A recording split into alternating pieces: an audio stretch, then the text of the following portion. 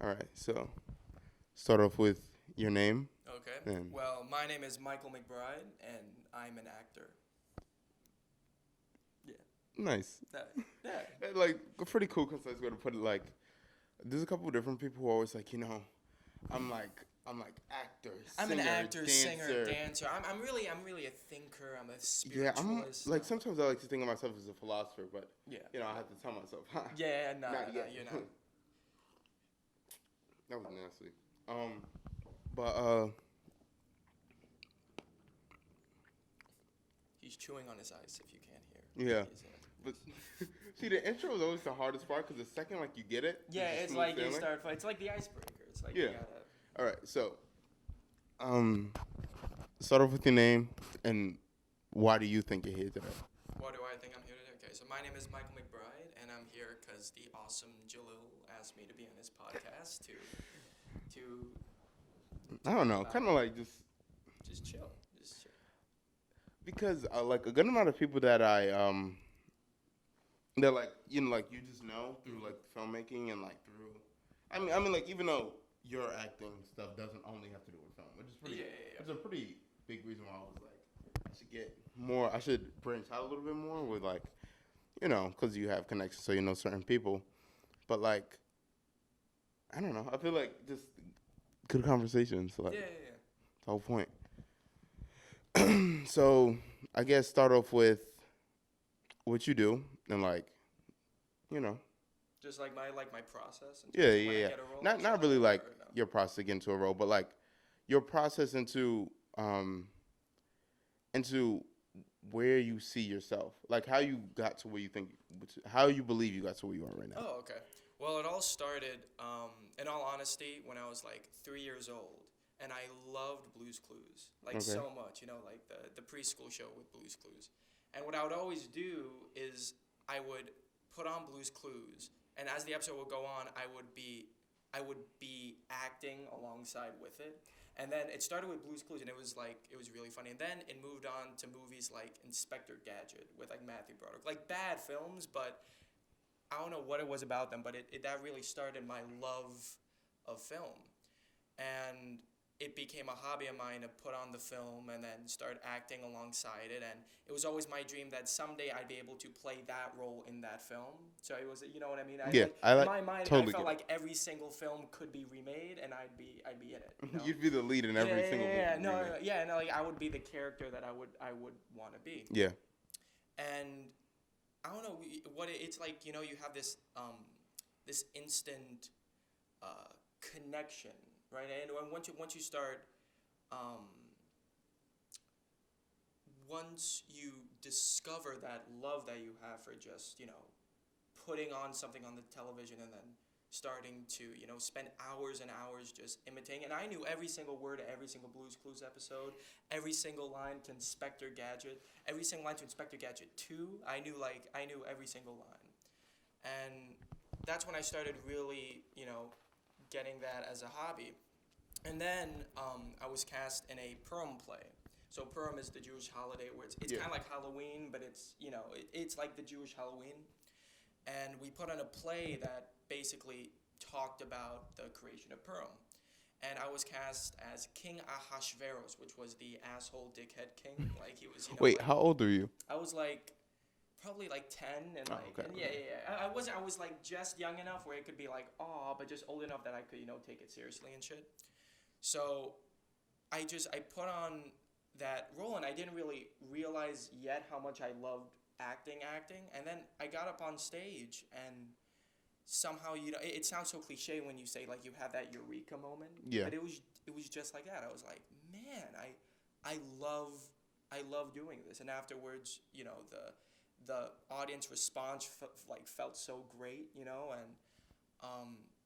I found out that I had found my calling, and everyone has like certain callings, and I think when you find yours, you really find yours. Like I kind of feel like a similar way about the whole like watching Blue's Clues thing, Mm-hmm. because like when I was younger, I would like see like music videos and like, well, mainly music videos specifically, and I'm like, they would always give me like these feelings, Mm-hmm. you know, like I actually have a playlist on my Spotify called like Nostalgia for a Life I've Never Lived, which Oh is like shit. so fucking like.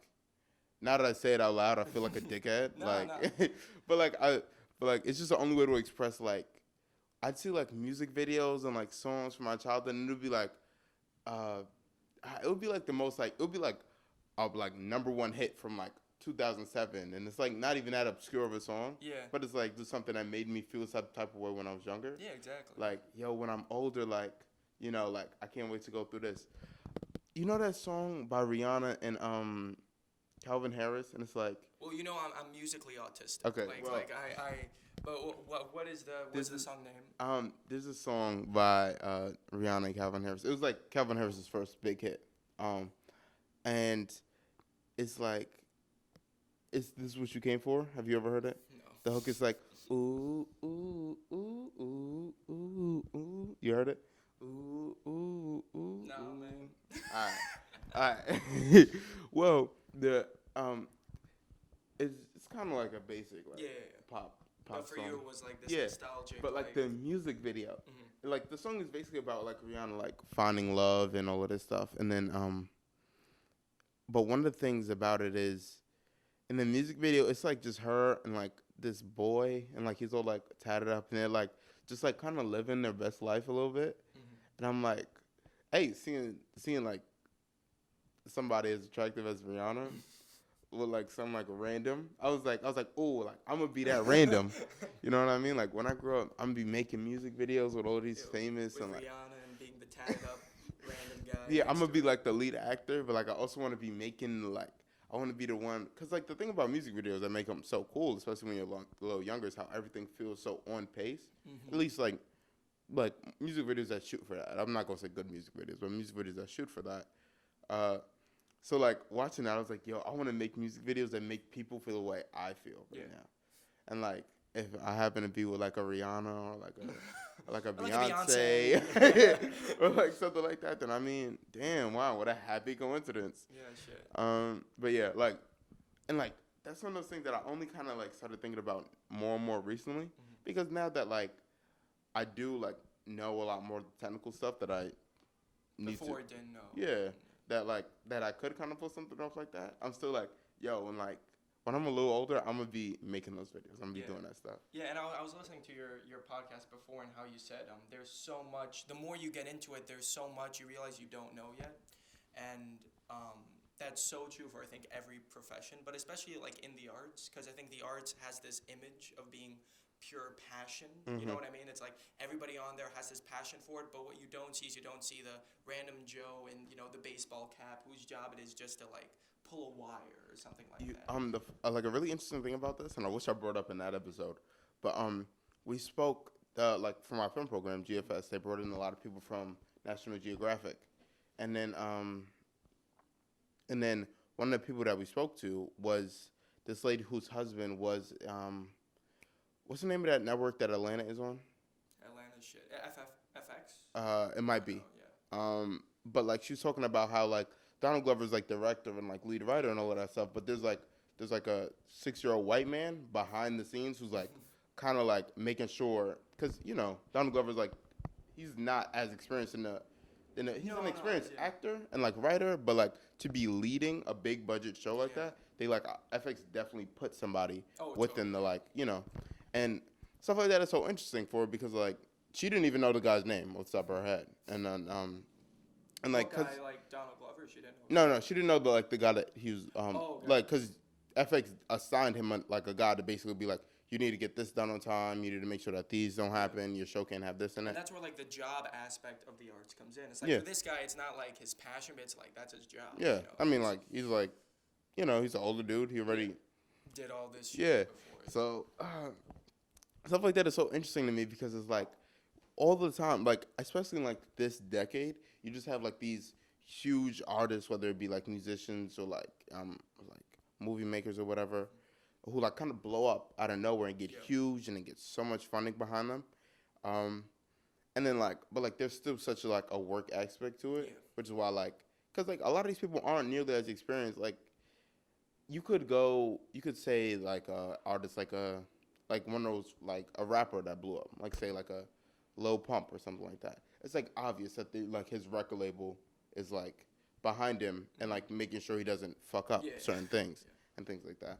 But like there's also other artists that like I don't know. I think that like there's always people behind the people that we look up to Oh, making totally, it yeah. so that I we mean, still look even up to like them. look at like the president. Like I know Obama had like a bunch of speech writers, and Trump has a couple, I assume. But there's so much behind the scenes that we, as an audience, like partaking in the movie making experience, just don't see. Yeah. And like especially in these big budget like Hollywood films, like Avengers Endgame and shit like that, like Marvel films. There's so many people whose job it is just to move, 1 pixel into the frame and shit, and Yeah. like create this whole universe. But to them, it's just like a bunch of zeros and ones. You know what I mean? I It's mean, like, because like movie making eventually comes like that in general. Yeah. You know what I mean? With like hundreds of person crews, 1,000-person crews on like big budget movies like that. Which is also why like certain times when like huge budget movies like that come out and they suck, I don't understand how. Yeah. It's like you literally had 1,000 people on the set. How did y'all make Justice League? But well, Justice League. We can do a whole like episode about why Justice League fucked up. There's I think it also comes when you have so many people. Actually, you can actually get into the problem of too many cooks in the kitchen, which is also a big problem when it comes to art because everyone has so many different motivations. So, for instance, for Justice League, I'm gonna keep this short. But basically, what you had was you had two conflicting opinions between the director and the studio. The studio wanted to make a Marvel style, like they want to make money basically, and Snyder wanted to tell a story. So automatically you have two conflicting motivations, and when you have those things, that's when your end product becomes so sloppy because it's filled with too many people making crucial decisions. I actually totally understand that because like a lot of the music I listen to, and this is like totally random and out of nowhere, but like Chance the Rapper's most recent album, his debut album, called The Big Day. I know for a fact you haven't heard it, but like a big problem with it, at least in my opinion, is that like he tries to do this weird thing where he like brings in all different like genres and such into one track. Yeah. So like there's this one song, then like he's like starts bringing in like electronic music and hip hop and pop and all that, just because he wants to make a song with like the most like, yo, I'm cutting edge. I'm like he wants to be that, and like that's what kneecaps the potential is. And like, just make a rap song where you're rapping, and then like next time around, make a pop song where like you're singing and you have a guest vocalist and all of that. Like, not to say that like all great art has to be like constricted to this many things, but the second that you kind of get so far up your own ass that like you're saying, oh, like I can do all of these things, you kind of like it eventually just like kneecaps the potential of your final product. Yeah, because you always have to do the research before, and I think a lot of people extend their grasp so far because they want to attain something, but they haven't had either the experience or the skill necessary to do that. I see that so many times in performances where somebody takes this extremely challenging role, and it's obvious that the role is such a great role, but they're not ready for the role yet. Yeah. And I think a lot of people have this fantasy of like the creative artist who didn't go to school, who just followed his heart and was able to achieve all these things. But you do need kind of like you were saying, you need to be able to hardwire wires. You need to be able to set up a camera shot. You need to know the nitty gritty shit that you didn't know when you were a kid, like having these fantasies. And I think you were saying that because that's one of those things that you see, like you definitely do see it, but like also like being in a film program or like a film school like this, that's something like literally all the time. Like everybody wants to be like, oh, I want to be a director, writer, editor, actor, cinematographer. Yeah. And it's like, the crew's I mean, gonna be one me. yeah, and it's like all right. I mean, sure, but you're like 15. This is your first thing that you've ever done. And you're like, yeah, but like, thing is, my artistic vision is something only I can pull off. It's not an artistic vision; it's an autistic vision. I'm probably gonna cut that out, but that was funny. No, don't get it. But like the thing about it is like it's probably not a very good artistic vision if you can't communicate it to people, right? because like Because you're gonna have to communicate it to an audience later on, and if you can't communicate it to people who who are you're in working this, with, yeah, then like it's like I don't know. There's certain pretty good. Oh my bad. There's certain pretty good examples of people who like are able to really handle that and like kind of do that on their own. Like Denton last week, he's writer, yeah, director, and he's editor, right? Even though now that I think about it, he probably should bring on somebody else like yeah, to help yeah, him at least with the editing yeah. because that's such a large, just so much stuff to do. But it's not like he also has other people whose hands are in it. You know what I mean? Like other people who's like he has like a DP Yeah, and a yeah. camera up and like a sound person and all of that stuff. Like other creatives whose hands are in it instead of just like him being like Master Jesus up here. Like Yep. you know what I mean? Like I am the one who will bring this thing to Yeah, the. because like in reality, literally, like most like really really good compelling art, some of the reason why it's so why it can come out so polished and stuff is that it has so many people on it. Yep. Yeah. And sometimes there are those kind of like these happy accident moments where it is just like one guy who really got lucky. And that's another thing about art that I think people don't talk about is how much luck is involved, Yeah, in terms of, especially as an actor, because, the whole process of getting cast is so luck based. It's like there's it's like somebody will see you in that role or not see you. And I actually saw this on the Naysayer shoot because I was invited to like sit on the other side of the audition room, and people would come in and read for the female lead. And it was crazy how little the acting really mattered. Like the acting mattered. Like you had to be at least good, yeah, but so much of it was we wrote off certain people for things that they could not control. You know what I mean? It was just like you weren't the character, and that's very important when it comes to art. Is just that you get the luck of the draw, and that's what kind of sucks about being an artist. But that's what's awesome about being an artist. yeah. You can get lucky, but you have to get lucky. That's Um, the well, the way I know Michael is from Oh yeah, I a mentioned recent Naysayer without yeah you. a, I'm like, what a the recent fuck? film that I was invited to be a production assistant on, called Naysayer by like an old teacher of mine. Uh,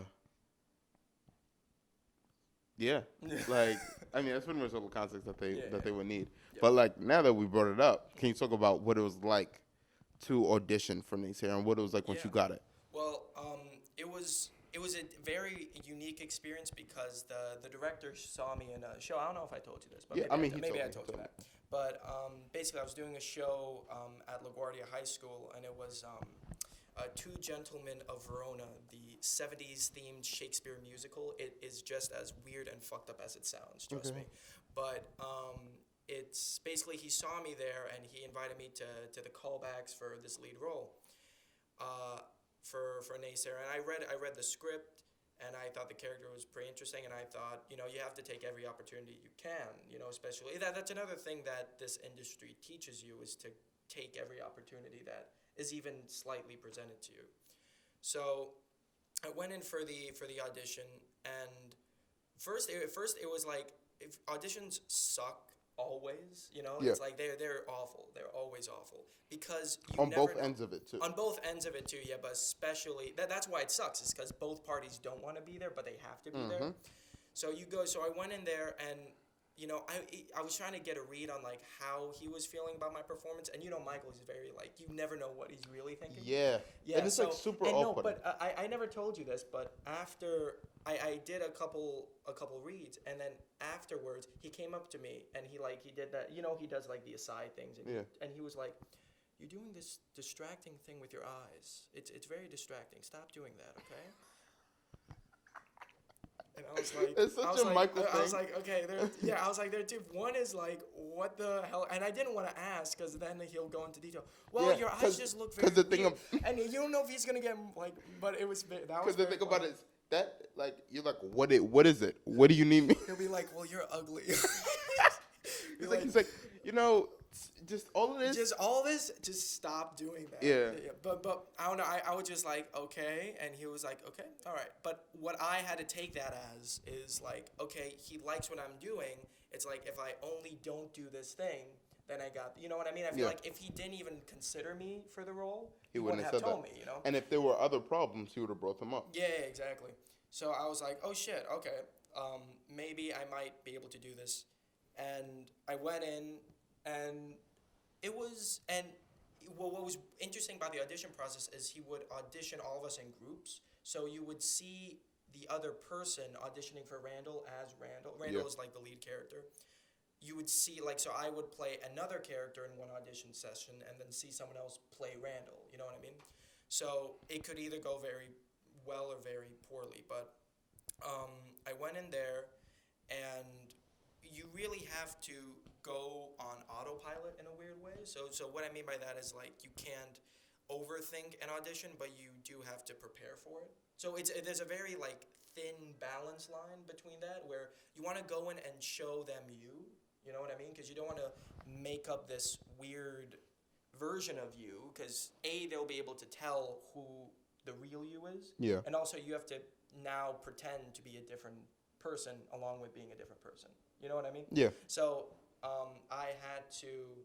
So I went in, and I don't even remember a lot of it, but I went in, I did the monologue part, and afterwards he was like, he started off saying in the most, like, Michael, like, I don't know where this is going. He's like, so this part requires, a lot of, dedication and, really a wealth of acting knowledge. I was like, oh shit. Oh, I'm not by the gonna way, get it. Naysayer is a feature film, so Yeah, like yeah. it's very long term. It was like a 22-day shoot. Yeah. Yeah.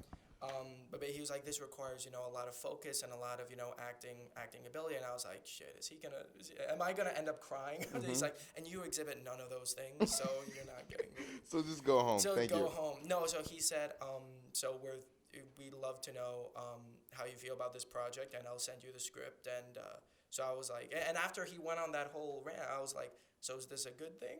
Like, I said that to him, and he was like, yes, this is a good thing. So I was like, oh shit, great. And the moment I walked out, I had this such euphoric feeling, because it was basically the first role I've ever really gotten, like in a professional sense, like in that I would get paid for it. And then after that, it was just a matter of, reading the script, tackling, who this character was, and, this experience was so much more of a learning process for me than it was actually. I felt like it was a learning and also a doing process, because I was able to, act, which, as an actor you love to do. But also I was able to learn so much about, cinematography, lighting, how a film is shot. There was so much I did not know about, coverage, what that means, how so much is done in the editing room. And I realized, this sounds so weird to say, and it's a positive thing, but it's like I realized why so many films can get Be shitty? derailed. Yeah, exactly. Be shitty, and you don't realize it until it finally ends up coming out. Because there's so many like little, like really, really like minute things that like just kind of build and grow. Yeah, that build and grow, and also you as an actor because always whenever I watch like the Star Wars prequels or something, like Episode 1, The Phantom Menace is such a horrendously written film. Yeah. And I watch that and I'm like, how the fuck did these actors not like Say tell anything. George Lucas like, hey man, this line, "Are you an angel?" sucks ass. Like, Or even better, I can't remember. It's definitely 2. Where he's like, I hate sand. That's a famous bad one. And there's even ones in like Episode 3 where he's like, I'm in love with you. And she's like, it's only because I'm so in love with you. And he's like, no, it's because I'm so in love with you. And it's like, what the fuck? But basically, I realized why. It's because the director's always like, just trust me. Like, that's the aura that's why being a director is awesome, but also sucks. Because it's like, you mentioned this on another podcast, but you get all the blame or all the glory, you know? And sometimes all the blame is deserved with the idea that, like, you are, again, the person that all these creative outlets, the editor, the cinematographer, and the DP and shit like that, are putting their faith in, you know? Because if it looks bad, it's the director's job to say, hey, this looks bad, you know? Or I was actually talking to a friend about this a little while ago, and and I'm like, no matter what stage you're in, when it comes to filmmaking and like when it comes to working with people, there's always a point when whatever you're saying to them just kind of boils down to, I need you to believe in me. If you believe in me, you'll do what I'm asking you to do. Yep. And like, that's like whether you're pitching for a role, like when you were auditioning for Naysayer, or like when I was like pitching myself to be on set, Yeah. or like when Michael like was getting the crew together, he's like, oh, I have all of these things, blah blah blah. But like I'm pretty sure no matter what he said, it kind of boiled down to, I need you to believe in me right now, and if you believe in me, Especially when someone's like the writer and the director. I Yeah. feel like writing it takes on a whole like different. different because it's like everything about the film is you. You know, it's like this is your. And also our director was also the boom operator, which was Yeah. pretty. Because Naysayer was a pretty small crew. Yeah, of, like it three was a people small crew. plus me. Yeah. But it was really great people on that. Like just the DP him by himself was such a smart guy, and you could tell he really knew what the hell he was talking about. And but yeah, onto the fact of like films and why you need to put so much faith is that as an actor you go in for multiple takes. Yeah. And you want to try different things, but basically the person who has the final say is the director, and that if he got the take or if he didn't get the take, and you have to realize when your instincts are right and when your instincts are wrong in terms of if you think that was a good take or not, or and you have to let a lot of that go and just trust the director and say, you know what, I think if he says he got it, I have to say to myself he got it. Yeah, because one of the things about it is like not to be all like super heady, but like in a way, pretty much everybody, just in a similar way that the director is there to serve everybody, that you're there to serve the director. Yep. So like because they're the lead creative, they're the visionary here. Yep. The part of the reason why they're bringing you on is because they think that you can bring something interesting to their vision, or you can help them complete their vision better than them. Yeah. So like, but at the end of the day, this is their movie just as much as it. This is their movie just as much as it is theirs, as it is yours. Yeah. So like, but like at the end of the day, it's like, it's their final say. Yep. They're like so. And it's almost more. I know everyone who says this, like a film is written 3 times in the scripting stage and the shooting stage and in post production. And post production is, I think, by far the most important aspect of filmmaking, by far, because Definitely. there are amazing films. I think I maybe talked to you about this, but the original 1970s, like Star Wars, was a film that was awful during shooting, and then it was edited into a masterpiece. Like. Yeah. It was, especially, if you find out what they edited and how they edited it, it was like, it's insane how they were able to take a prequel film and turn it into an original trilogy film, But editing is so important because now you have all these options, and it's, you have to, again, I'm going into cliches, but you really need to put this whole puzzle piece together, and so many times, I was watching an interview with Kevin Spacey, which is, this is not a good time to name drop Kevin Spacey, but but basically he was saying that he would be on films and he would see the final product and he'd be like, damn man, we shot like a much better film than this, and it sucks that like this is the film that ends up being seen by everyone. One thing you hear all the time, like especially like as somebody who likes to say that they're an editor, like I'm an but like editor. one thing is that like a lot of time when you look at films, either when they're like being shot or like right after you have all the footage or maybe the first or second cut, is that like first of films go through like dozens of cuts at least. Yeah, that's awesome. I love that process. But like a lot of the things is that let's say, especially from like my teachers here, is like let's say you're like, oh, I'm not too satisfied with this, I'm not too this, I'm not too that, is that they're always like wait for color.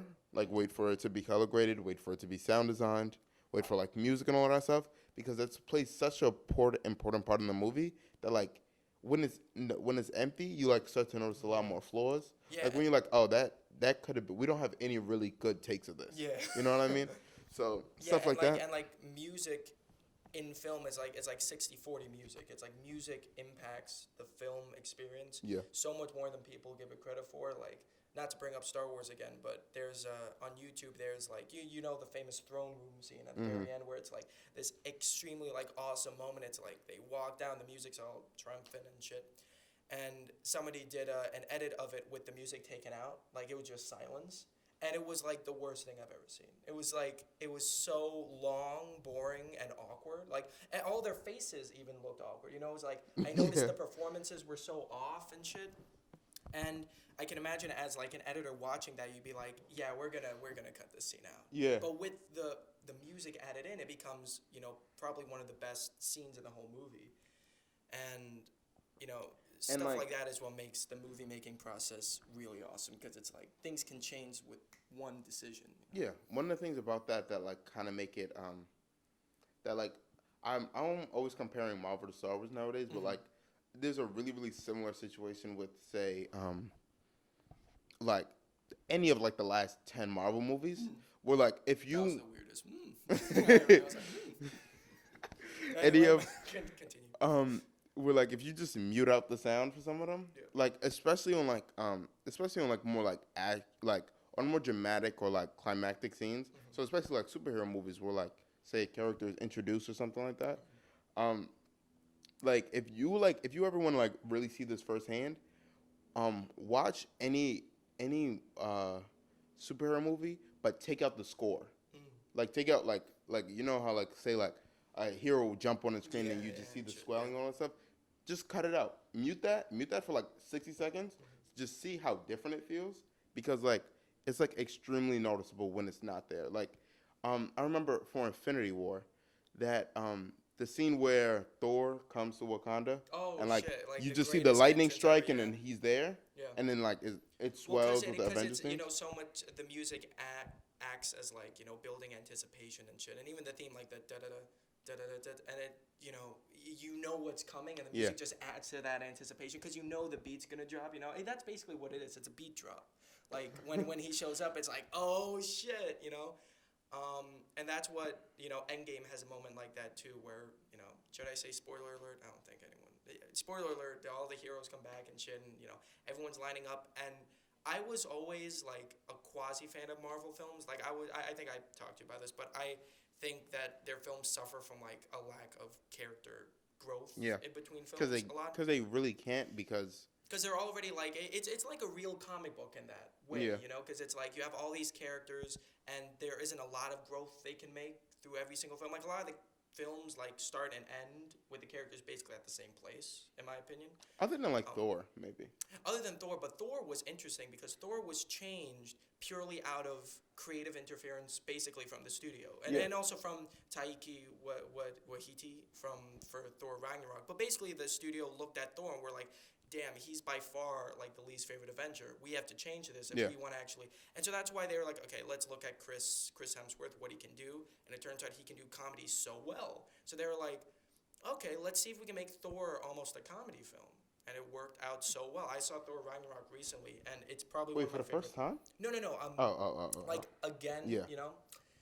And for some reason, that you always have like one viewing of a film, and it's like it finally gets into your Yeah. system. I And feel that way with albums Mhm. where like first time you listen to like it's like this was okay, and then you rewatch. yeah, it. and then the second time is always it clicks. Maybe it's because like since you anticipate certain things more, like it leaves you a little bit more open to be Yeah. to like And also, you know what you're getting. I feel like with films, it's like there's a lot of expectation about what this type of film. yeah, will especially be. like Marvel movies. Oh, so much Marvel films, especially with Thor Ragnarok, because that was the first time they really went full comedy in a Marvel film. Like, really Yeah. full. I think even Guardians had like dramatic elements and stuff like that, but Thor Ragnarok was mainly, a very funny film. And although I think that like it's probably one of my favorite Marvel movies, I think part of the reason that kneecaps it as a movie is there's like little to no dramatic tension No, throughout the not, whole thing. especially because there are dramatic moments, but they don't have any weight Yeah. because it's Because like the villain falls flat Oh, a yeah. little, like a lot. Yeah. The climax of the movie goes on for a little too long. Like it doesn't really ever feel like it's building yeah, towards but anything. It's pretty awesome though, that moment that Thor comes down with Yeah, with the yeah. immigrant song playing, like that. But like moment that gave me whole scene chills. went on for like 20 minutes, and it has so many different phases Yeah. that aren't too well defined. And like, I don't know, like that's one of the things that in the editing room, I'm like, If you just trim this. And, yeah, I'm like, y'all couldn't have cut this shorter. And I'm like, I get it because it sets up stuff and like Mhm. jokes and like character moments and all Yeah. that. But like, I'm like, this is by far my least favorite part. Like the ending of that movie Really? is like, yeah, it's the most annoying thing. Really, for me, that was Like, like my favorite. the- that was when the- I was like, shit, this movie's like really kick ass now. No, I remember like right after Thor, you see not that, but that shot of the Hulk fighting that whole wolf thing over the waterfall. Oh yeah. Like Yeah, yeah. from that point, and then I'm like, all right, this is becoming a little too like over Mm. indulgent, and then like it goes on for like 10 more minutes, and I'm like, yeah, this is kind of Hmm. yeah, I don't know. I guess another thing is, you have to, view the film as like not taking itself seriously. So I Yeah, think because it's it like the doesn't. over the top element of the finale kind of is like kind of the point almost, because it is ridiculous everything that's going on. But it's like, for me, I just sit back and I'm like, I know it's a little too long and it's a little too over the top, but it's so fucking enjoyable. But Like see, I like kind of LoFt feel taking out the knives and shit. No, like yeah, that but like shit was see, pretty like good. that Guardians 2 has a similar like kind of thing about it, where like that movie is like not nearly as funny as the first one, What's but funny like is, its characters are like yeah. so much better. Yeah, Guardians 2 is the one sequel where people either love it so much more than the first one, Yeah, or people hate it so much more than the I first feel one. like everybody, like, at least most of the people who I know, like are like, yeah, this doesn't even compare. And Really, I I'm love like the it. I only love it. person in No, like my it's group of so good. friends No, who's no, like, no. Volume 2 is like on some element. It's so much like deeper than the first yeah, one, because it's so much more personal. yeah, Like that one kind of just felt like it's kind of like a cool space movie yeah, with like a high budget. But yeah. like, And also, people hyped up Guardians of the Galaxy way too much before I went to see it. yeah, Like, I went to see it in theaters, and people were talking about it. It's like, they said like it was the new Star Wars, and I was like, oh shit, I'm gonna watch the new Star Wars. And then at the end, I was like, it was a good Marvel film. Like that. yeah. That's how I felt about like Black Panther and Ah, films that Black were Panther was hyped. not good. Yeah, I thought it was like a good Marvel film. Like, that's it. Like, Endgame was a masterpiece. Endgame, in my opinion, I know you disagree with me on this, but Endgame was the moment I was like, I get the Marvel hype. That was the only moment. Okay, maybe I can understand the Marvel hype, but I don't think that like Marvel's track record is a little too spotty for them to be like, I think it's the opposite. I think their track record is so like consistent that's why some people love it, and because that's why I mean, because you'll their always know films what are you're getting. and their films are so like not gray, but even gray in the way they're like shot. Like, they're shot so digital, so there's Yeah, but not a that's lot. not a good thing. There's Yeah, I know, but there's not a lot of creative risks taken, and because of that, that's why the films are very safe. But they're also enjoyable in the fact that you have characters that feel like human beings, which is something the DC universe couldn't even do. Yeah. Like Man of Steel is a beautiful visual film, but the character of Superman is a one-dimensional character, and because of that, you have no connection. But the film is taking more artistic risks and visually looks so much better than the Marvel films. Yeah. But just because of that one fact, like, people don't get engaged in the story. That's why I think films come down to basically two things, and it's story and character. If you get those two things right, your film is going to be great. It doesn't matter about like Okay. how it looks as much I as feel like those two things. I feel like films are a visual medium. Nothing matters more than how it affects you on a visual level. Because like although like I do kind of agree with you saying about the 60-40 split between music and Oh, yeah. visuals, but like I feel like that's just another means for them to like give things to you visually. You know what I mean? The only reason I think sometimes that doesn't work is because I can name so many films that succeed on a visual level but fail as a film, like And like anything I Zack like Snyder did.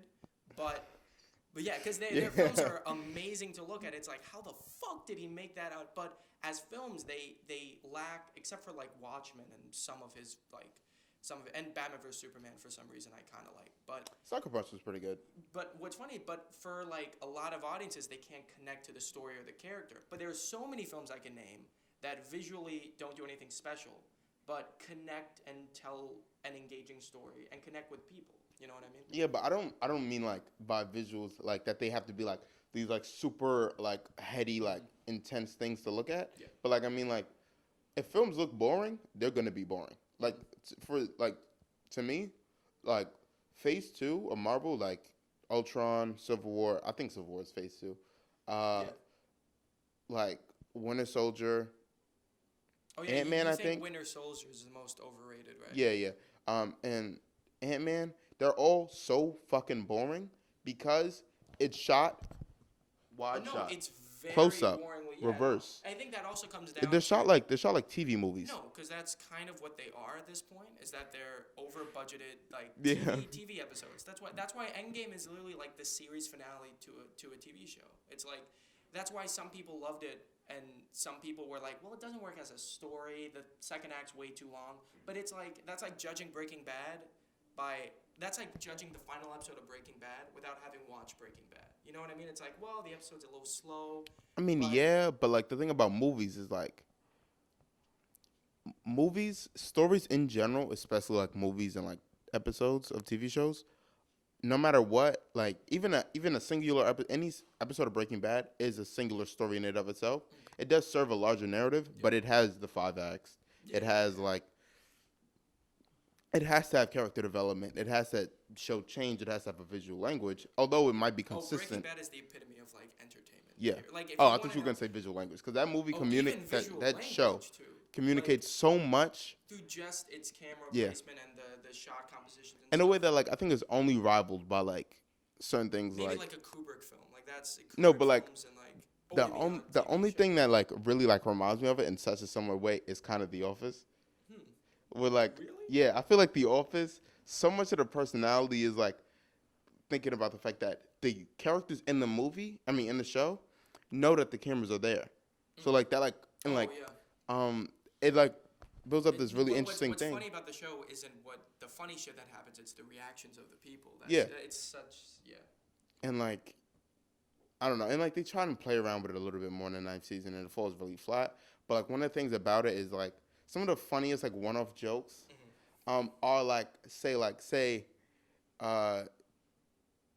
like Jim does something like kind of weird or questionable, and then like let's say he's like at his desk or something, and then like you see him look up and notice the camera watching him, like that kind of like that relationship between camera and characters is like something that's low-key a little unprecedented in like most comedies and such. Yeah, again, it's like The Office is a mockumentary, so there are like a ton of mockumentaries that like, like This Is Spinal Tap is the epitome of like. Have you ever seen that? No. That's like the first like popular mockumentary. It's about a fake rock band, and I've seen clips of it, but it's basically that was the first mockumentary. And on the topic of like Breaking Bad and visual language, I think Breaking Bad is awesome because of the visual the visual language adds to it. Yeah. But I think at first what it also has as an engaging as shit story. Like that story is simple but engaging, and it's there's so many avenues to go to, and it has because it's a simple story, it's a simple complex. Yeah, but there are so many. Yeah, it gets more and more complex and stuff. But it also has engaging characters, and the characters are so three-dimensional and well-rounded. And I think if I had to sacrifice one thing from Breaking Bad, it would have to be the visual style to maintain like at least this level of enjoyment. Like I think it's the story and the characters that really make the show amazing, and then the visual language just makes it a masterpiece. You know what I mean? It's like it's the final it's the icing on the cake, but you can't make a cake with only with only icing. I kind of understand what you're saying. But you can still you can eat. So basically, we're continuing the cake analogy here. Basically, you can eat the cake. You can eat a cake without icing. But you can't eat icing But you without can't cake. eat icing without cake. But cake without icing is a shitty cake, but it's still cake. You can eat it, you can enjoy it. But with the frosting, it's like shit. This is really something special now. Have you seen Once Upon a Time in Hollywood? Yeah, I did not like it at all. You didn't like it? Nah, I thought it was Quentin Tarantino's. It was very kind of style over substance, a little. I think the story was kind of. I totally understand that as criticism. Actually. Yeah. No, because it was very like I'm a fan of like Pulp Fiction and Reservoir Dogs, but I think Tarantino's, again, back to my point, is that I think what fails in Once Upon a Time in Hollywood, again, it's not the characters. The characters are really interesting in Once Upon a Time in Hollywood, but the story is like. I mean, there is no story. It's literally just you living in a setting for like 3 hours. The issue I have with except for like the last. issue I have with those type of films is that's kind of another struggle that acting and filmmaking have, is that there's this drive in filmmaking and this drive in acting to be quote unquote realistic. Like that's kind of the drive and to present like a slice of life. You know what I mean? Yeah. Kind of, at least in acting, it's like you want to have realistic acting. And in stories, one of the things every filmmaker loves to, jerk off to is like, oh, this film is like realistic. It's, neorealism. You know what I mean? Yeah.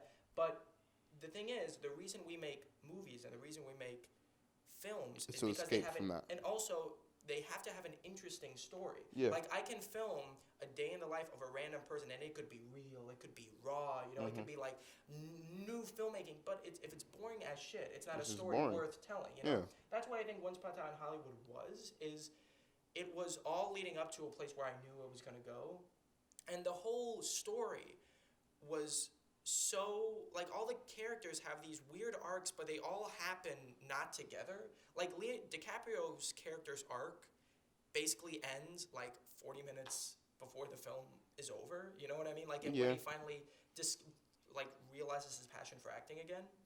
And I just think the film was way too long. Like, I love long movies. Like, The Good, the Bad, and the Ugly is like my third favorite film. I felt like it was my favorite. How many times have you seen it?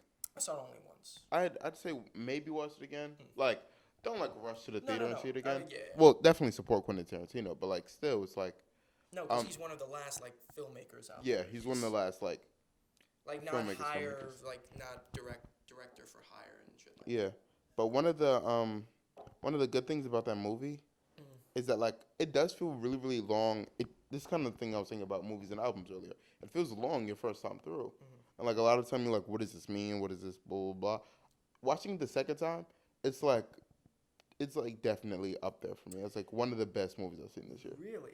But, yeah. Well, for me, it wasn't again, I hate being like, well, I got it, I just didn't like it. But that's kind of like, how I felt with this film. It was like, I understood what he was trying to say about this idea of the death of the American cowboy, which is and the death of, like, the American cowboy along with the death of old Hollywood. And this film is kind of like, it's so much of a fairy tale in that all these characters get to use their film, like, everything that made them interesting as film characters, like in the world. Yeah. You know what I mean? They were able to use in real life, and it was like basically a film coming out and taking apart and shaping real history. Like, because in the film, it's historical fiction. Is an actor. Like, DiCaprio's character is an actor, and in the film he plays, he has this flamethrower, right? Yeah. And it's like, you know, and then later on he uses that flamethrower in spoiler alert in real life. In real life. In real life of the movie. And also in real life history, because the film knows what the Manson murders are. Like, because the film characters don't know yet, but we as the audience know, and the film itself knows. Funny thing about it is I like had no idea when I watched it the first time. Yeah. No, like I like knew about them, but like in watching it, I'm like, oh, you wasn't even in my head. It? Yeah. Oh, shit. Wasn't even like that's in consideration. That's maybe the issue I had with it is I knew that, like, going into the film, because they're like, oh, that's Sharon Tate. She's gonna get murdered, but she's probably not gonna get murdered. You don't know what's funny is like, I remember like towards the end of the movie when she says, "Oh, I was in this in second half of the movie." She goes to a movie theater and she's like, "Oh, I was in this movie. I'm Sharon Tate." I'm like, "Oh shit, she's supposed to," and I'm like, and like maybe because so much stuff was happening in the movie and like I like usually try and like get into it a little bit more. Yeah. I remember thinking, didn't something really fucking bad happen to Sharon Tate like in real life? And I'm like, wait a second. And then but the movie is still going, so I'm like, I'll just figure it out later. And then, you know, in real life, Sharon Tate gets fucking murdered. Oh, she gets. I'm not laughing, but yeah, no, she gets really murdered. Like she gets murdered. Really murdered. No, it was an awful tragedy in the film. That's why the film got a little criticism, but I think the criticism's such bullshit in that it's like it paints the Manson murderers as like basically the Nazi villains and like Raiders of the Lost Ark, but it's like that's kind of the point, you know? It's like it's turning what the film is doing is it's turning history, like real history that we as the audience know, and it's making it into a film. Yeah, it's it is blatant historical fiction. Yeah. Like this. Yeah, no. It's not like this is like a biopic or anything. But no. But in that, it's like what the film is trying to do is it's like it's trying to link real, not just historical fiction, but it's like also it's using fiction to change history, because that's what his films are different than usual historical fiction films in that like Inglourious Bastards, if it was a regular historical biopic, it wouldn't end with, spoiler alert, Hitler getting shot up multiple times in a movie theater, you know, most of the Nazis dying. So what I enjoyed about what he was trying to do with this film, again, in my opinion, intent can be great, but execution is what matters. Like, I got where the film was trying to tell me. Intent doesn't really matter at all. Well, it does in that, like, that's what some people try to explain. It's like, oh, this is what this film means, so then it's a great film. You know, like some people try to do that. But the thing about art is that art is just an idea that's been capitalized on Mhm. and expressed. Like there could be like a really really cool song where like not even it could be like a really really shitty song, but a guy's talking about like we got to save the ice caps and Mhm. like global warming. If that's all he's It's a talking yeah. about and he doesn't express it in a very See, interesting, compelling way, it's not a good song. exactly. So what you just explained was how my feeling was with Once Upon a Time in Hollywood. I was like, this film is trying to tell me something. That's what I was like. Yeah. I was like, this film is such like this a love letter to '60s film. It's a love letter to '60s Hollywood. It's he obviously loves this time period, and this film is trying to tell me something about movies and how they impact real life and how kind of the mesh between the two, which I thought was an interesting idea. It was a great Yeah. intent. But for me, again, it didn't present it in an intriguing or insightful way, or not insightful, but an intriguing and exciting way. You know what I mean? Yeah. Like as I was watching it, I was checking my watch way too much during the film, That was and me the first time too. When yeah, I was yeah. like, because I I was thought the like, movie was only 2 hours. no, it's 2 hours and 40 minutes. Yeah. I also love podcasts because it's at least Joe Rogan's is the main one that I listen to, and there's no bias when it comes to the guests. Like there's such a range of people he Yeah. has on, and I think today, especially in today's climate of discussion, no one wants to have them. So I think it's so important that people from different political spectrums and also just people from different cultures and professions just have conversations. And that's why I think his podcast is so popular because no one ever in like a podcast history has ever had Bernie Sanders and Alex Jones both on and Yeah. treated them with like the same respect. You know what I mean? In a weird way. You know what I mean? And like just treating them as a podcast guest. Because And like the thing that's interesting about that is like kind of like what you said about um most people don't like yeah most people wouldn't want to give both a platform because yeah. people wear their political views on their sleeves so Oh, much nowadays because like well, our because politics it's are become a becoming part of their so identity. yeah It's like and that's like what you are. our politics are becoming so what's the word I'm looking for Polarized. yeah Yeah. but like completely random tangent but have you seen my next guest needs no introduction. No. David Letterman. He has a original Netflix series where he interviews people and like it's like in front of a live audience and like the first like 5 minutes is always crowd work and then he like has them guess who he thinks has on today and then like they guess for a little while he'll go Jay-Z Yeah. right and then he has actually had Jay-Z on. I've seen like a lot of them are really good like I didn't know he had this special. yeah it's like four An episodes per interview show. season yeah he has Jerry Seinfeld uh, Kanye West, Jay Z, Obama. There's this one female comedian who I'm like totally blanking on her name. Sarah. No, like black, kind of coming up in the ranks right now Oh fuck. as an actress. Yeah, yeah, yeah. She actually has a really really interesting story. My mother was telling me about her book, and like I don't know. I remember because I watched that special with my mom. Totally blanking on her name. Shout out to her though, by the way. I'll like remember it like next episode and bring it Yeah, up halfway you're gonna through be or like, something. fuck. Um, But anyway, this comedian. yeah. Like so, David Letterman has like because one interesting thing is I think the first person he has on season two is on season one is Obama, and then like later in the season he has on Jay-Z, and he asks Jay-Z about Kanye West, and like him and Jay-Z talk a lot about music and like just like coming up and like the way that the music world changes and stuff like that. But then when he has Kanye West on, almost the whole talk is about like mental health and like fashion Yeah. and like where does he see And Trump his family and all going? that. Or not even. Did No, they not mention even Trump? really. Like Oh. and like it's really interesting because Kanye does like kind of bring it up in passing a little bit, but like right before that, like in the Jay Z one, Jay Z's like he's like, how do you feel about Trump or something like that? Or he's like, David Letterman said something really funny. He was like, I think feel like I'm slowly losing, um, I'm slowly losing my faith in the Trump administration. And then like he asked them how they feel about Trump, and then he's like, I'm a black rapper from Brooklyn. You know how I feel about Trump, basically. So it's a really interesting talk. And just like kind of just having so many different, like in general, like you could a lot of the people who he has on, at least their public persona, you could see them being all in like around the same placed on the political spectrum. But Oh like, yeah, but it really takes away. I think today what we have is we have people not being judged as individuals anymore. It's like yeah, people being based on like who they are on and this who they global, follow. and that's why because we have this kind of identity, the identity politics is like because you're black, you are a Democrat.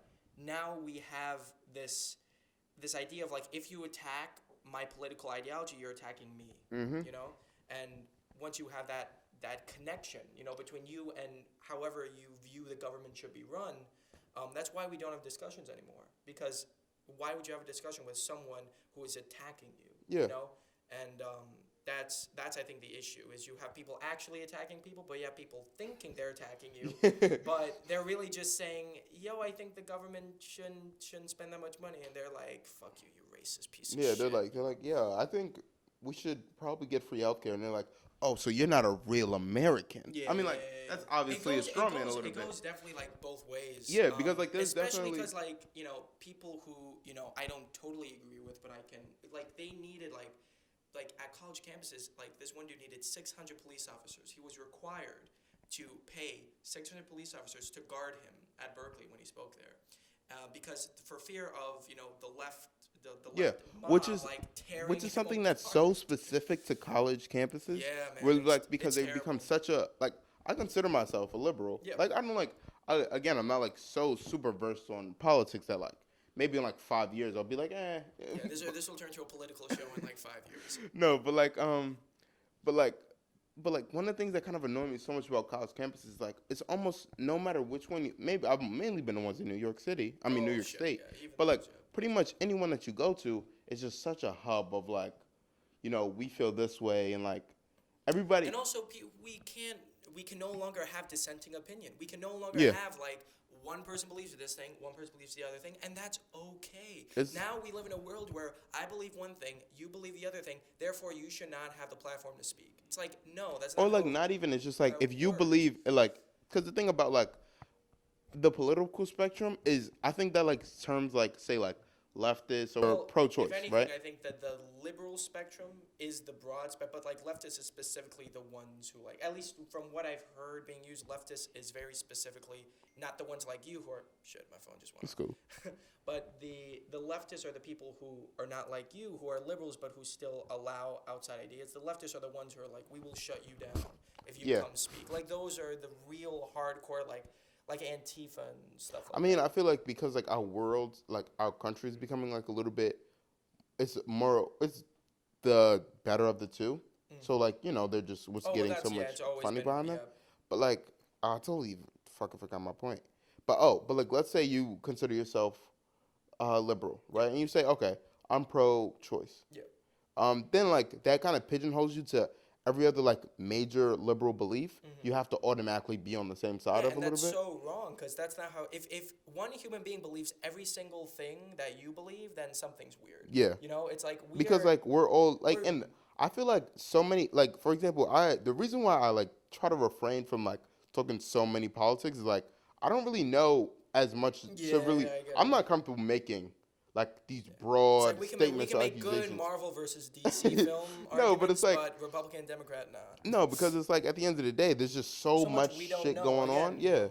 That like and like the second I feel like if I like really start going, okay, I believe this and I believe that and like making some of the things that like public, I feel like that's the second that like somebody's gonna be like, oh, so you, example like, oh, I feel McDonald's is better than Burger King because McDonald's never freezes their food or whatever, right? yeah. That's not true, but No, let's say it that's was. definitely not true. And then they're like, okay, but did you know? Did you know McDonald's kills children? Yeah, that's exactly it. That's Did exactly you know right. in 1998, actually, McDonald's was convicted of like raping 4 people or Actually? something? No, I'm kidding. Those motherfuckers not gonna eat McDonald's anymore. You saw how like nervous I got because I had McDonald's on the way here. Oh, see, this is all. No, but like that's exactly how I would feel if I like if Also, you wait, go what out. the fuck did you think I meant by McDonald's? Like, I company, assume that like Ronald McDonald was like, ha ha ha. I assume like the CEO, because you know, like Oh shit, yeah. we're no, right now that's- we're in that age of like really really powerful people just kind of going, I'll just Listen, get away. I'm They'll so let me get fucking- away with they'll it. let me get away with it, and fuck, yo, this Epstein shit is freaky as fuck. He told what's weird is that like he was totally murdered. Like everyone is like, yeah, he fucking, Yeah. yeah, bullshit. but like no one's talking about it anymore. Like none of the news sites and shit. So I'm like, they're all in You on know it. what's funny is, They're all. yeah. Yeah. I remember I This was is turning into somewhere. conspiracy theories like really fast. No, but I remember I was somewhere. I think I was with like a friend of mine, and then we were at like a Starbucks or something, and we overheard some people talking about it. I heard, yeah, same thing happened to me. I was at a McDonald's actually. So you endorse. So now you're endorsing McDonald's on this I'm podcast. endorsing the child murdering McDonald's. Yes. No, but I don't know. That was a pretty crazy case. I think it's just a little too often nowadays. Like, oh, hot take here. Guy says rape is bad. We shouldn't do it. But like, I think it's just a little too often nowadays. Maybe it's like this thing has been happening for a while, and because like that's probably one of the good things about. Oh, what do you mean? It's been like articles coming out that. Yeah. But like maybe that's probably one of the good things about our like just the more approachable and like the more better viewed of the two political sides being like the left is that now stuff like this gets so big so fast. Yeah. Because like these are voices that need to be heard a little bit. Yeah. But like, I don't know. Like it's just like it was just so crazy how fast it happened. Dave Chappelle has recently dropped a special. Oh, I love him. Sticks and Stones. I saw it. Yeah. Where he's talking about how he's like, you know, I'm a little biased with this whole Me Too thing. He's like, exactly. I love Louis C.K. No, because he said, because in a special like 2 years ago, he was saying, yo, all of this Me Too stuff is great, but like y'all gotta really like advance right now because when they push back, they're gonna push back hard. Yeah. And he's like, yo, I told y'all that was gonna happen, and then it did happen.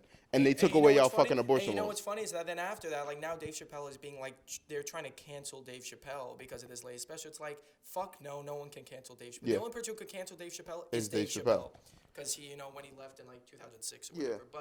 But he says a really funny thing where he's like, I'm a little biased. Of course, Louis C.K. was a great friend of mine before he died in that masturbation incident, which was fucking hilarious. But it was also like, if you get fucking like caught, you're dead. And basically. Also, what's awful is I think there's so many, like, I feel a lot of times with this, it's like context and intention is taken out of it, out of all this stuff. Like, all we're left with is the fact that, he took his dick out in front of, women. But what the allegations fail to mention is that, he didn't lock the door. He didn't say, you are mine now. He invited them up, and they willingly went up to his hotel room. And then he was like, can I take out my dick and masturbate? And they were like, really? And then he was like, really? And then they're like, oh my God. And then they're like, I'm not going to leave because, No, but like the thing about stuff like that is that intent don't matter. Doesn't matter at all.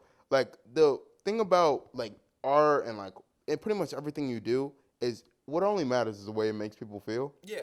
And the thing that makes that such like a gray area, not even like really a gray area. The Louis C.K. is one of the most gray area things I've ever seen because I understand. It's still one of the most gray area ones of the whole Me Too thing because like maybe it's because we're in a time where like people are like coming out like, yo, he raped like 7 people or stuff like that. So like the Louis C.K. one seems like a much more mild one. Also, they try to do. Also, the thing is when you come up with a gray incident like that, I mean, basically he didn't do anything legally like really wrong in terms of like he didn't like to do it against her will and shit like that. So it really was more just like it was a weird. It literally felt like something that should be. Do you watch Louis? Like did you watch it? Felt like something out of that show. It also felt like something out of an episode of BoJack Horseman. Yeah. But like when I heard about it the first time. But basically, once you have gray incidents like that, then it opens up like. Did you hear about like Aziz Ansari? They tried to do this with him. He got canceled? They tried to, but they realized how stupid the allegation was. He was basically this girl went out on a date with Aziz Ansari, and of course, it also what I hate about the not hate, but what I don't like about the Me Too thing is that it takes away a lot of elements of human condition. It's like. We don't always ask people before we kiss them if we can kiss them. It's like we feel the moment and shit. It's like that. But technically, I'm doing something wrong if I don't ask. I mean, like legally speaking, you can be held for no, exactly. Yeah, but it's also like. But it's like perspective, and it's like. But so what I mean by this, but I think that a really interesting thing about like a lot of these and the reason why some of these people feel comfortable like coming out like this is because whenever you're dealing with a person of power. They don't really, you don't treat them the same way you would a regular person. Yeah. Which is why, I can totally understand why, say, somebody who was put in that position by Louis C.K. can be in the moment, in our view, it's like, oh, this is regular 2 people interacting. Yeah. But, say, in her point of view, it's she's like, oh, this is my potential boss or whatever. And like, if he's telling me to do something, No. I'm gonna do it. And now looking back on it, I realize it's not okay. So I need Yeah, to speak up. but I think, but it's bad if we live in a culture where we can't even can't even examine our past selves. It's like there are some people who do shit. I'm like, yeah, you belong in prison, like fucking Harvey Weinstein shit, Like, go to especially jail like Bill Cosby and shit. forever. No, it's like you can't repent. But people like Louis C.K., who, you know what I mean? It's like, I get it. Anyway, but the Aziz Ansari thing, it was this girl basically went out on a date with him, and basically he invited her up, and again, you can feel uncomfortable, but you as a human being can also say, like, I know it's annoying to like just say no, but it's also like she kept on saying, he was like, you want to come up to my place? She was like, yes. And then they went up, and of course, the implication was that they would have sex, and he didn't like force himself on her or anything. But like he was like awkward and a little weird, and of course maybe she felt uncomfortable. But that's normal to feel uncomfortable in certain sexual situations where you don't want. But your job is to Especially be like. your first time meeting but someone. your job as the person uncomfortable is to say, I'm uncomfortable. I don't feel good about this. I want to go. But instead she was just like silent, and she accused him of not reading her nonverbal cues. I'm not kidding. She was like, he did something wrong by not noticing that I was wrong. But if you're not saying anything. Wait, what did he do?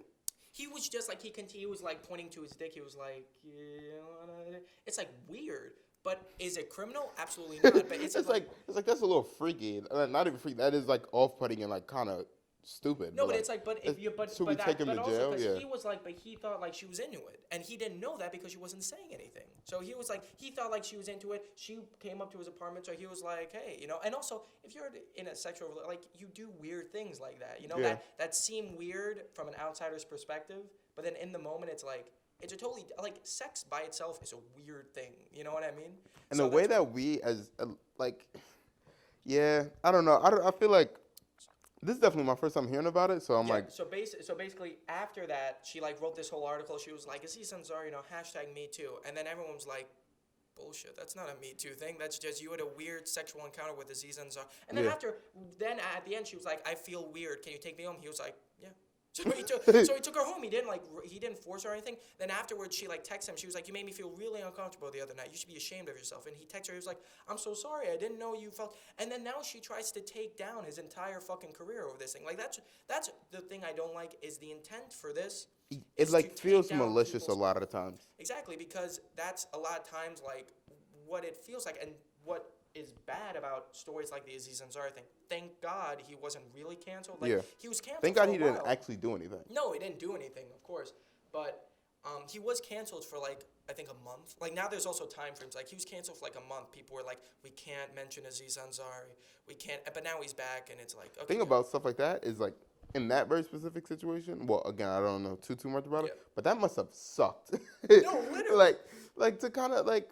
At least from what you're telling me, he sounds pretty, like, innocent in all of this. I mean, of course. Sure, he was a little awkward. Yeah, a little awkward and weird, but we are human beings. We're not always perfectly, like, we checked all the perfect... And, like, the funny thing about, like, comedians specifically when it comes to stuff like this is I can totally understand somebody like Aziz Ansari, like, kind of just being like...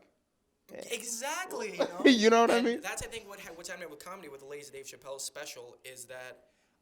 the whole point of comedy is to push boundaries, and now those boundaries are, kind of becoming stronger, and people are like, people can no longer take a joke. But now it's like, people cannot take a joke. It's like awful. It's like the fucking, especially like, I forgot, like, I think Dave Chappelle told a story of how he did like a Chinese accent or some shit like that in a joke. And then this Chinese woman like stood up and she was like, how dare you? Like, that is offensive. You are a racist piece of shit. And then he was like... You know what's funny is when I saw him doing that joke, I was like, they let him do that? But, do you know... But then he was like, oh, really? I'm racist. I hate Asians. Oh, I should tell my Asian wife about that. It's true. He's married to... in the joke, like in this Netflix special, he does mention... he mentions like, how, like... you should do that. He's like, fuck you. Yeah. But the special is hilarious, and...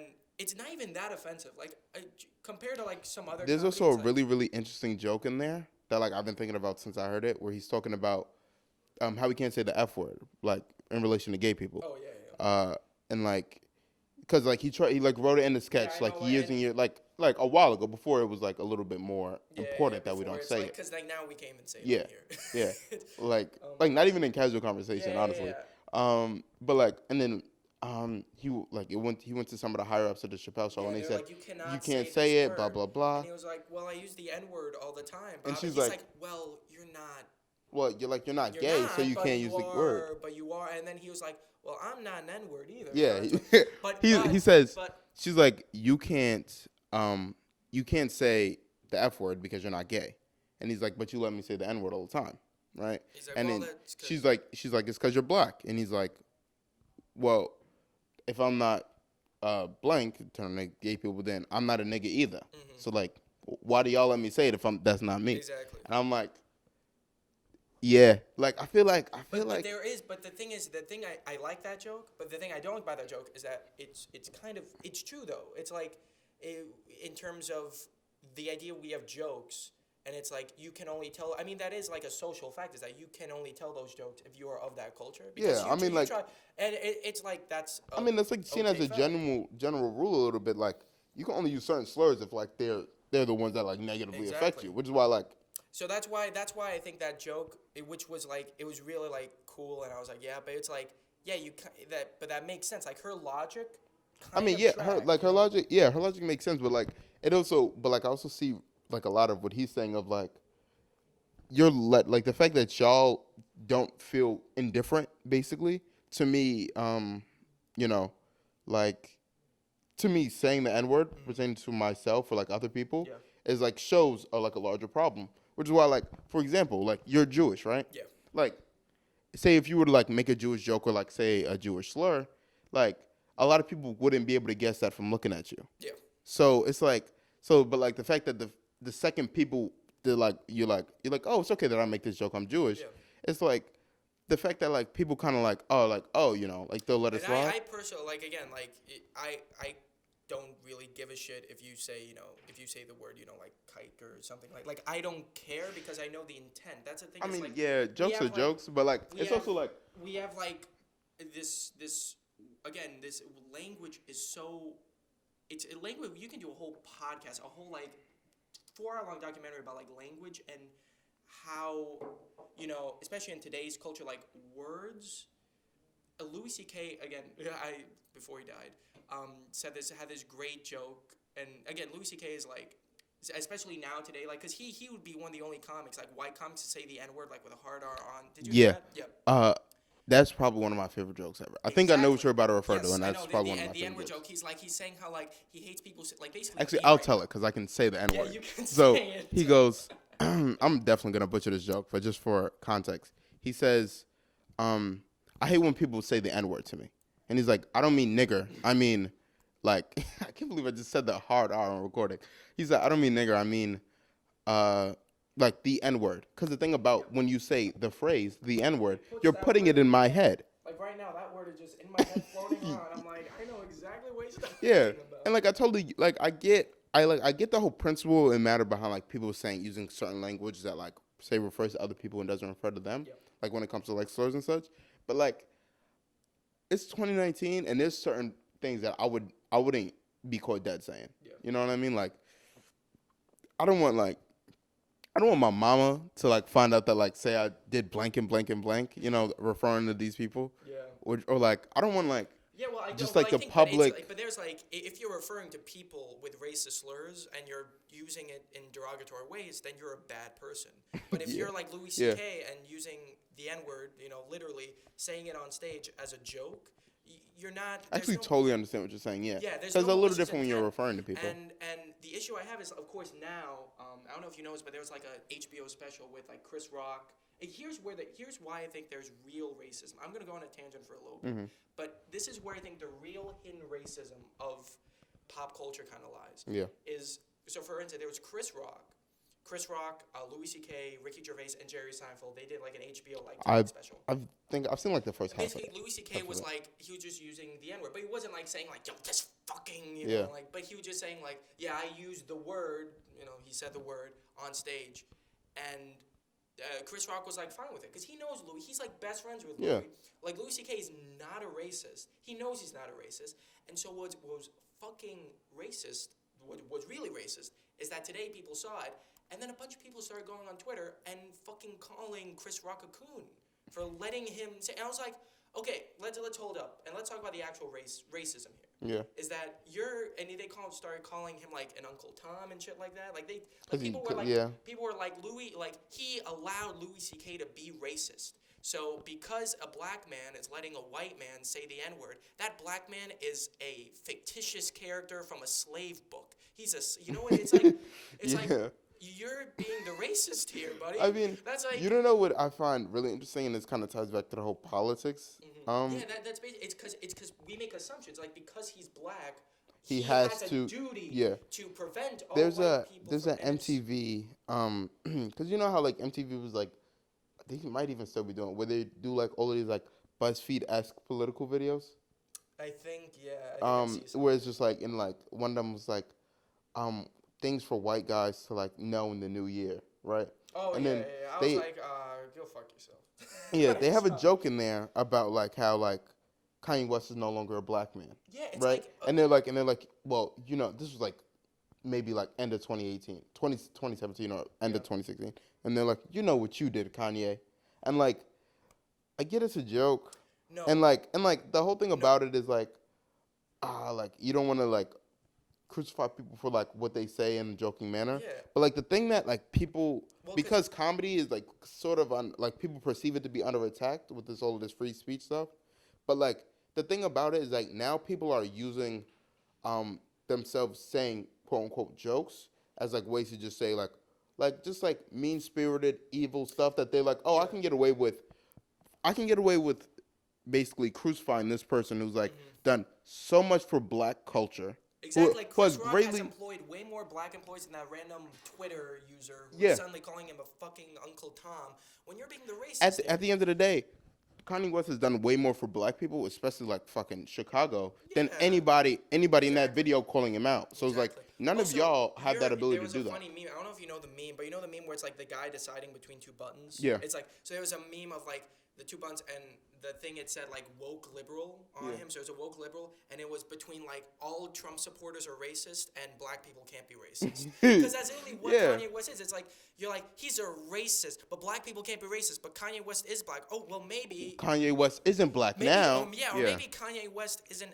actually a racist. Maybe, you know, there are some people maybe who have different political opinions who aren't all, you know, like think that there's, you know, it's like we're losing our ability to define certain terms. You know what I mean? It's like racist used to mean this. A person who actually believes that white people are superior to black people. Not even white people, Asian, but like exactly, like Asians, or that your race defined, you know, who you are as a person, you know? But like now the conversation becomes like, oh, your race is just based on your race. Your race is just because you're, you know, a straight white guy and, you know, or if you're like conservative in thought, you're automatically a racist. Even though you are the racist for thinking that all black people should believe a certain thing. You know what I mean? It's like you're the one being the real racist. Because the thing about racism is its definition isn't inherently negative. No. It's just simply discrimination. It's simply like discrimination. It's like you're looking at someone and you're judging something about them purely based on the content of their skin. And that's what I think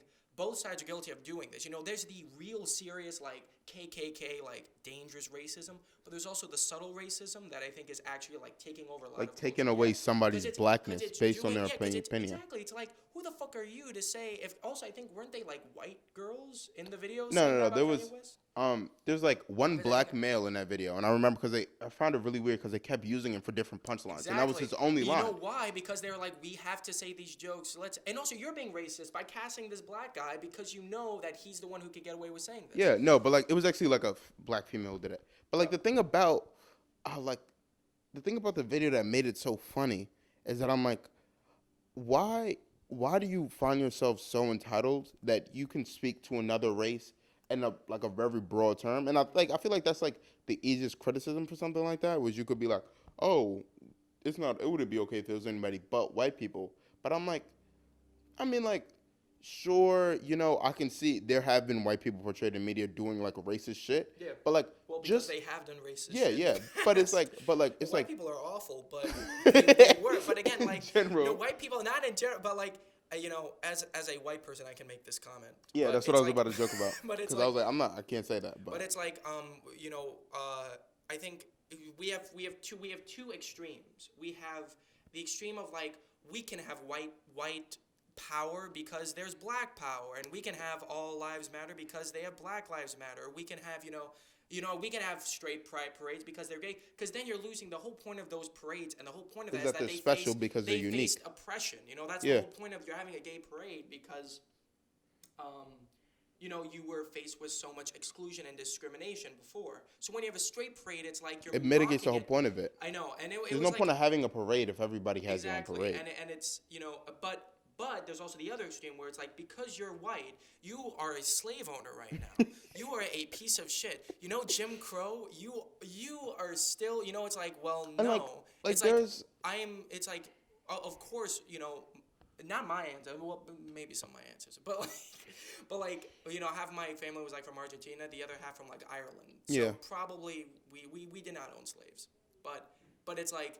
But like, see, the fact that you even have to like kind of clear that up shows a little bit with like what I'm trying to say is like the whole thing about like, you're white, that means you benefited from racism, which does have some truth from it. You can argue it is a truth. I mean, black people are in a very tough economic time right now, partially due to the Jim Crow laws in the 60s. Yeah. But there's also like some serious questions.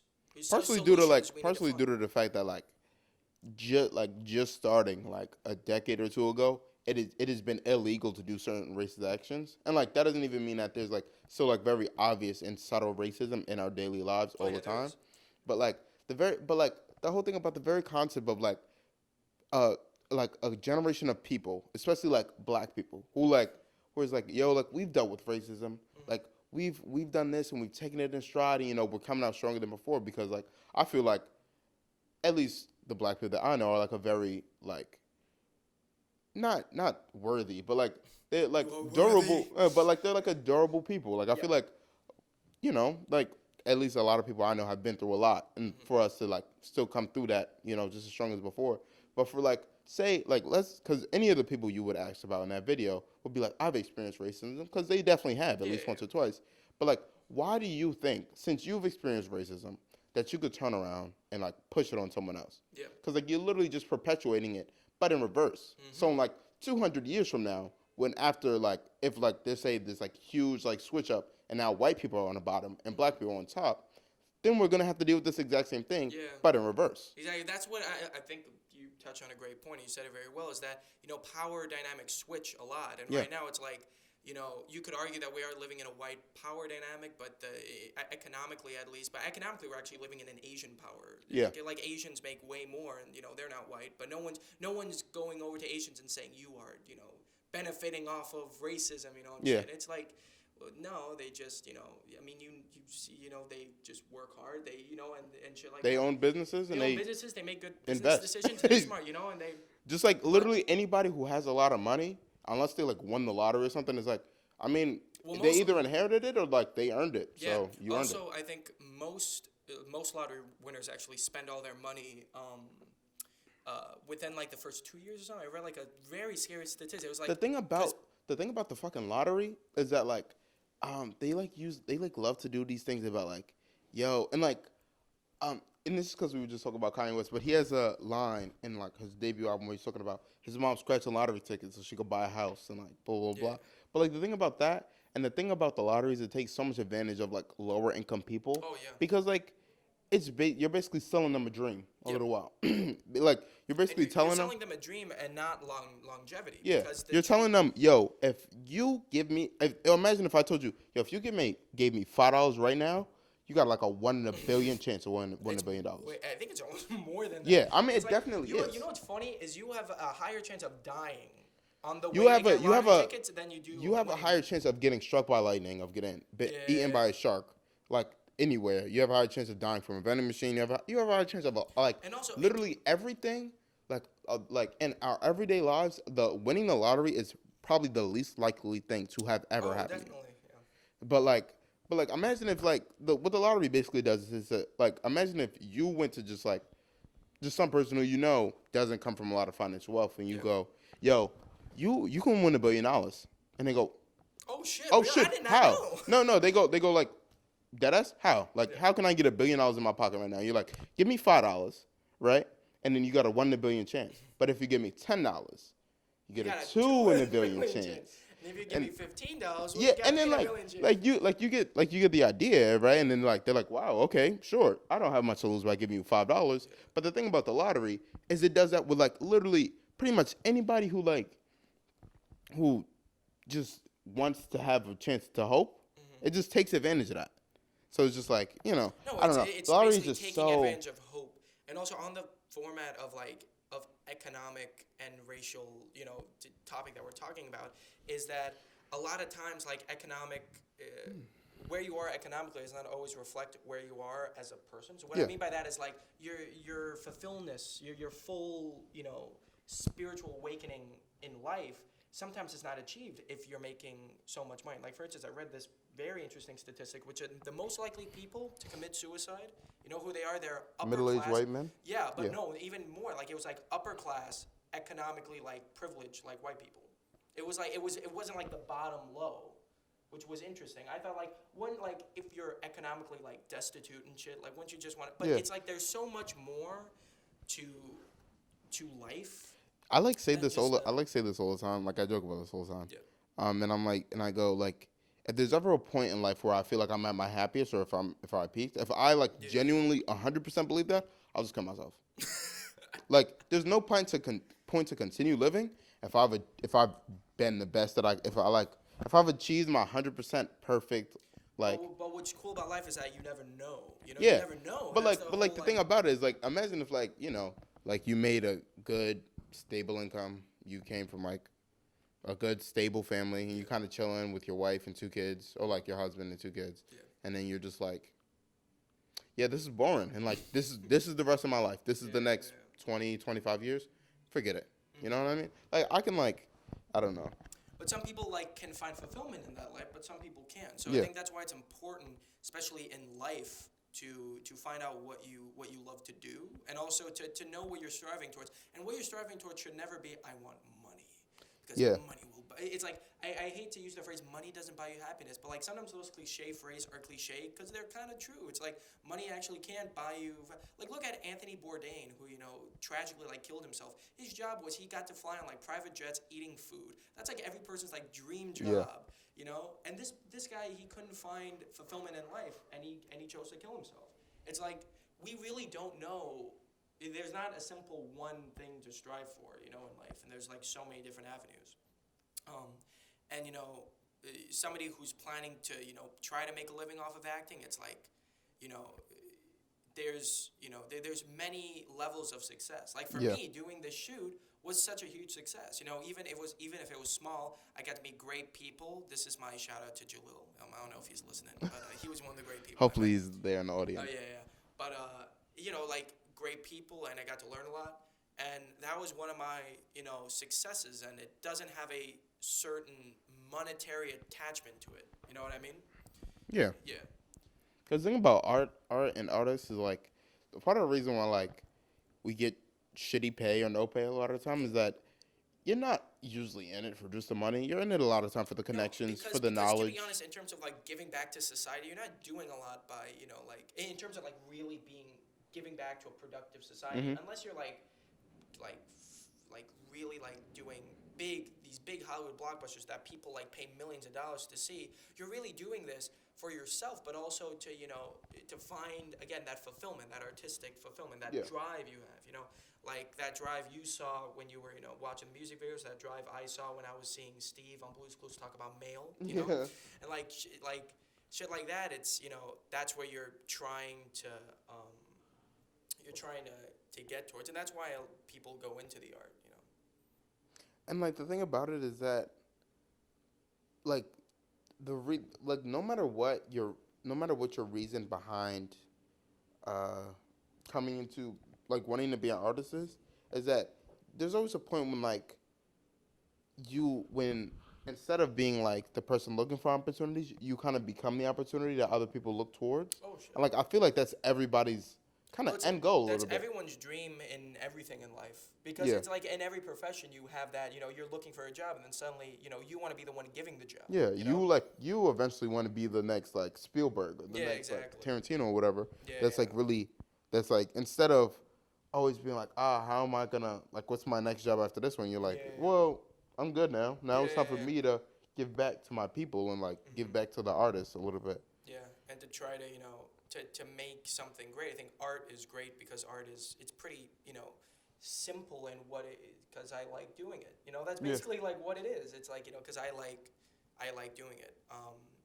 And yeah, so just the shooting process was really, really enlightening, in that I finally figured out kind of what I love to do. You know Yeah. what I mean? And to have to go to set, it was like I realized how much I love the atmosphere, and little things that you don't You notice, appreciate it so much. I know. Like the second it's over. I know. And then when it's over, you just want to die. And you're just like, there's nothing for me left to Yeah.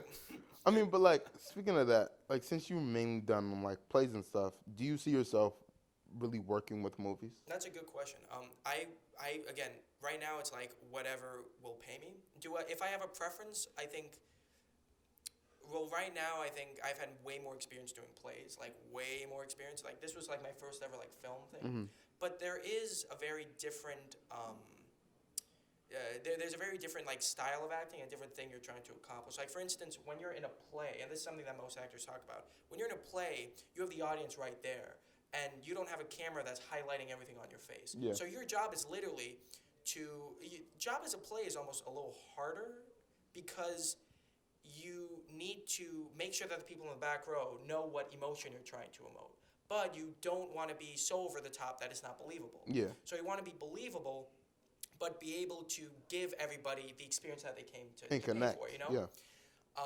And there are so many more technical things you have to worry about in a play. You need to always face forward. You need to make sure you're not showing them your back. You need to make sure that you can project. If you can't speak, well, fuck, you can't be in a play, Yeah. and shit like that.